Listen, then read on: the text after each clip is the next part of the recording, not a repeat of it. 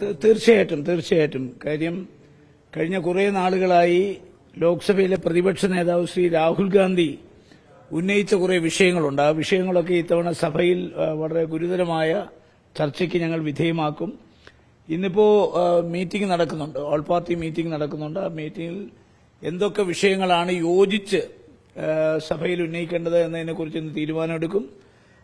India മുന്നണി യോജിച്ച് എടുക്കുന്ന തീരുമാനത്തിൽ നിന്ന് വ്യത്യസ്തമായി വിഭിന്നമായി കോൺഗ്രസിന്റേതായ പ്രശ്നങ്ങളുണ്ട്. ആ പ്രശ്നങ്ങൾ ഞങ്ങൾ സഭയിൽ ഉന്നയിക്കും. മറ്റ് കൂട്ടായി സഭയിൽ ഏതൊക്കെ വിഷയം ഉന്നയിക്കണം എന്നത് തീരുമാനത്തിൽ പുറത്തു വരുന്നതോടുകൂടി അതിൽ ഉണ്ടാകും. അപ്പം അതിലേറ്റവും പ്രധാനപ്പെട്ടത് നമ്മുടെ വോട്ടർ പട്ടികയിലെ ഇതാണ്. ജാതി സെൻസസ് അതിപ്പോൾ കേന്ദ്ര ഗവൺമെന്റ് പ്രഖ്യാപിച്ചു എന്നല്ലാതെ അതിനകത്ത് അനന്തര നടപടികളൊന്നും ആയിട്ടില്ല. പിന്നിപ്പോ അമേരിക്കൻ പ്രസിഡന്റ് ട്രംപ് അദ്ദേഹമാണ് പാകിസ്ഥാനും ഇന്ത്യയും തമ്മിലുള്ള ഈ യുദ്ധം എന്ന് പറയുന്നെങ്കിലും രണ്ട് രാജ്യങ്ങൾ തമ്മിലുണ്ടായ സംഘർഷം, ആ സംഘർഷം നിർത്തലാക്കാൻ വേണ്ടി അദ്ദേഹമാണ് മുൻകൈയെടുത്തതെന്ന് അദ്ദേഹം പറയുമ്പോൾ ഇന്ത്യയുടെ പ്രധാനമന്ത്രി പറയുന്നു അങ്ങനെ ഒരു ട്രംപിന്റെ ഇടപെടൽ ഉണ്ടായിട്ടില്ല എന്നാണ്. മാത്രമല്ല ഈ യുദ്ധത്തിലൂടെ നമുക്കുണ്ടായ ആൾനാശങ്ങൾ, നമുക്കുണ്ടായ അതുപോലെ തന്നെ വിമാനങ്ങളുടെ എണ്ണം, ഇതിനെക്കുറിച്ചൊക്കെ ഇന്ത്യയിലെ ജനങ്ങളെ അറിയിക്കാനുള്ള ഉത്തരവാദിത്വം കേന്ദ്ര ഗവൺമെന്റുണ്ട്. ഈ യുദ്ധത്തിൽ എത്ര ആളപായം ഉണ്ടായിട്ടുണ്ട്, എത്ര സൈനികന്മാർ മരിച്ചിട്ടുണ്ട്, എത്ര നമ്മുടെ വിമാനങ്ങൾ വെടിവെച്ചിട്ടുണ്ട്, നമ്മുടെ ഹെലികോപ്റ്റർ എത്ര തകർത്തിട്ടുണ്ട്, ഇതിനെക്കുറിച്ചൊക്കെ വളരെ ദുരൂഹമായ സാഹചര്യത്തിലാണ് മുന്നോട്ട് പോകുന്നത്.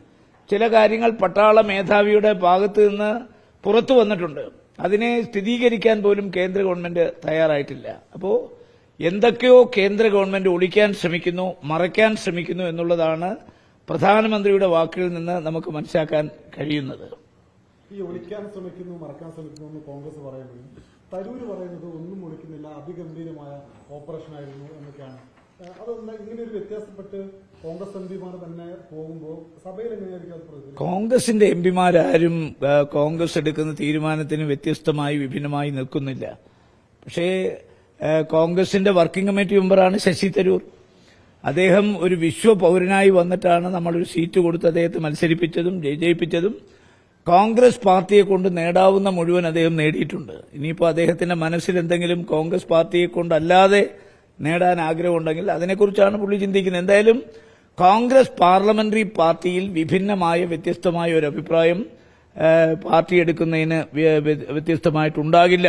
ഇതൊരു ഒറ്റപ്പെട്ട ശബ്ദമാണ്, മനസ്സിലായില്ലേ? ആ ഒറ്റപ്പെട്ട ശബ്ദം കഴിഞ്ഞ കുറേ നാളുകളായി എല്ലാവരും ശ്രദ്ധിക്കുന്നതാണ്. അപ്പോൾ അദ്ദേഹത്തെ പാർട്ടി പുറത്താക്കണമെന്ന് അദ്ദേഹം ആഗ്രഹിക്കുന്നു. അദ്ദേഹത്തെ ഒരിക്കലും പാർട്ടി പുറത്താക്കില്ല എന്ന് പാർട്ടി തീരുമാനിക്കുന്നു.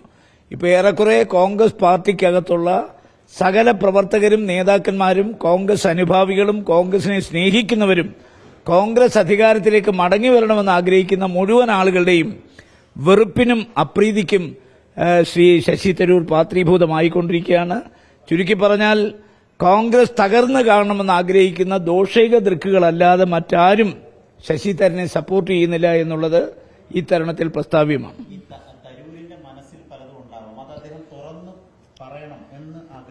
അല്ല, ഞാൻ ഒരു ഡോക്ടറല്ല. അദ്ദേഹത്തിന്റെ ഫിസറ നടത്തി, അദ്ദേഹത്തിന്റെ ഒരു ബൈപ്പാസ് നടത്തി, അദ്ദേഹത്തിന്റെ മനസ്സിൽ എന്തായിരിക്കുന്നെന്നുള്ളത് കണ്ടുപിടിക്കത്തക്ക ഒരു വിദഗ്ധമായ ഡോക്ടർ അല്ല. അദ്ദേഹം ഇപ്പൊ തുറന്നു തന്നെയാണല്ലോ പറഞ്ഞുകൊണ്ടിരിക്കുന്നത്. അദ്ദേഹം പറഞ്ഞുകൊണ്ടിരിക്കുന്നത് അടച്ചു വെച്ചല്ലോ പറയുന്നത്. അദ്ദേഹം വളരെ ഓപ്പണായിട്ടാണ് പറഞ്ഞുകൊണ്ടിരിക്കുന്നത്. പിന്നെ അദ്ദേഹത്തിന്റെ മനസ്സിലിരിക്കുന്ന കണ്ടുപിടിക്കണമെങ്കിൽ ഒന്നുകിൽ അപാരമായ ഒരു ശക്തി എനിക്ക് വേണം. എന്തായാലും എനിക്കതില്ലാത്തതുകൊണ്ട് അദ്ദേഹത്തിന്റെ മനസ്സ് തുറന്ന് പെനട്രേറ്റ് ചെയ്യാന്ന് പറയും ഇംഗ്ലീഷിൽ. അപ്പൊ പെനട്രേറ്റ് ചെയ്ത് കണ്ടുപിടിക്കാനുള്ള ഒരു കഴിവ് എനിക്കില്ല. അതുകൊണ്ട് അദ്ദേഹം പറയുന്ന എല്ലാം സുവ്യക്തമാണ്. അരിയാഹാരം കഴിക്കുന്ന മുഴുവൻ ആളുകൾക്കും അരിയാഹാരം കഴിക്കാത്തവർക്കും മനസ്സിലാകുന്ന ഭാഷയിലാണ് അദ്ദേഹം പറയുന്നത്. അതിനകത്തിന് ഒരു ക്ലാരിറ്റി വേണമെന്ന് ആവശ്യപ്പെടുന്നവർ വളരെ വിരളമാണ്.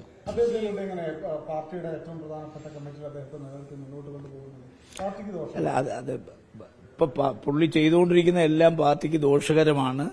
അപ്പൊ ആ ദോഷകരമാണെന്നുള്ള കാര്യത്തിൽ ആർക്കും തർക്കമില്ലല്ലോ. പക്ഷേ ഇക്കാര്യത്തിൽ ഒരു അന്തിമമായ തീരുമാനം കോൺഗ്രസ് ഹൈക്കമാൻഡാണ് എടുക്കേണ്ടത്.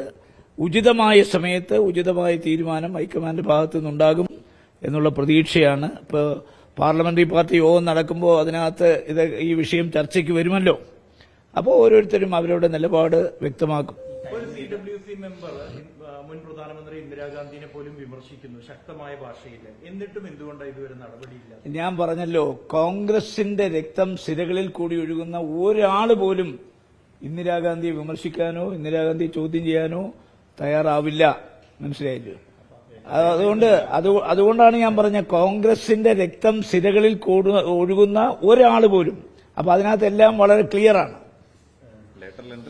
ഇന്നലെ ഈ രാഹുൽ ഗാന്ധി ഒപ്പമുണ്ടായിരുന്ന ആളാണല്ലോ. രാഹുൽ ഗാന്ധി കേരളത്തിൽ എന്തോ പ്രസ്താവന നടത്തിയെന്ന് പറഞ്ഞ് CPM ഹാലിളകിയ മട്ടാണ്. CPM പറയുന്നത് ഈ കോൺഗ്രസിന്റെ സംസ്ഥാന നേതാക്കളുടെ ഇംഗിതത്തിനനുസരിച്ച് പ്രവർത്തിക്കുന്ന ഒരു സംസ്ഥാന നേതാവായി പോകരുത് എന്നുള്ളതാണ്. അല്ല, രാഹുൽ ഗാന്ധി ആരാണെന്നുള്ള എല്ലാവർക്കും അറിയാമല്ലോ. അതിനിപ്പോൾ ആരുടെയും പ്രത്യേകിച്ച് സർട്ടിഫിക്കറ്റ് ഒന്നും ആവശ്യമില്ല. രാഹുൽ ഗാന്ധിക്ക് എന്ത് എപ്പോൾ എവിടെ പറയണമെന്നുള്ളതിനെ കുറിച്ച് നല്ല ധാരണയുണ്ട്. അദ്ദേഹം എന്തെങ്കിലും പറഞ്ഞിട്ടുണ്ടെങ്കിൽ ആ ധാരണയുടെ അടിസ്ഥാനത്തിലാണ് പറഞ്ഞത്. അതിന് അപ്പുറം അതിനെക്കുറിച്ചൊരു കമന്റും എനിക്ക് പറയാനില്ല.